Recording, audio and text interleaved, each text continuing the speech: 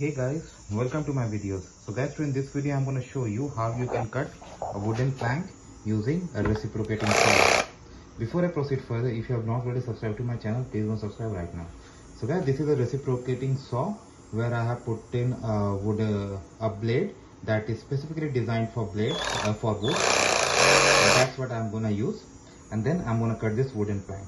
Now this is my test area, that's why I'm doing like this. Otherwise in actual workshop, what they do is they have a clamp or something where they can hold the wood very firmly, because when you use the saw, it's gonna generate a lot of vibration, and it's more than important always to keep the wood steady. Otherwise, if the wood is not steady, there is a risk of accident, and also the cut may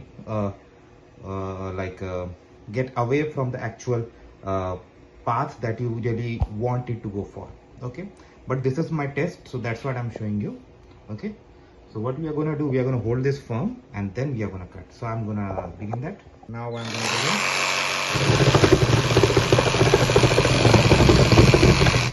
You see, at a very small touch itself, you see the cut coming through. So that's why if you can hold this wooden plank steady, cutting is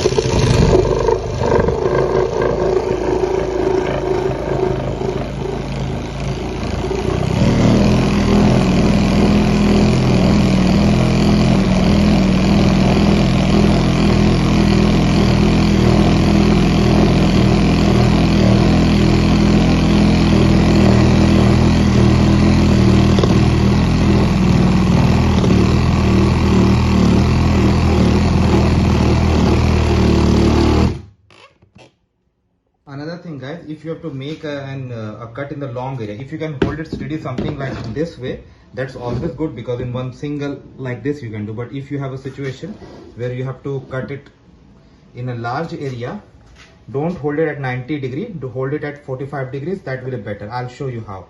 Okay, just stay with me. I'll show you how easy it is to do it in 45 degrees than 90 degrees.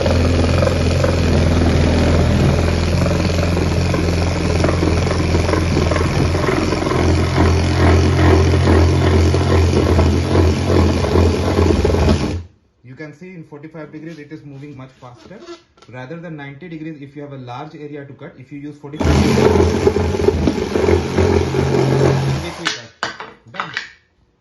That's what. Now imagine the amount of time you would have taken if you would have taken a hand hacksaw. Okay, that's what I want to show you guys. But again, because this was not steady, it has moved away from trajectory. That's why it's very important that the cut you are gonna make, the wood needs to be stable. Otherwise you will have situation, but situation like this. But anyway, my intention was to show you how you can do it. But again, if you have an actual workshop, use clamps and hold it nicely so that there is no issue. So that is what I wanted to tell you guys. Let me know what you feel about it. Thanks for watching this. Please subscribe to the channel. Thank you.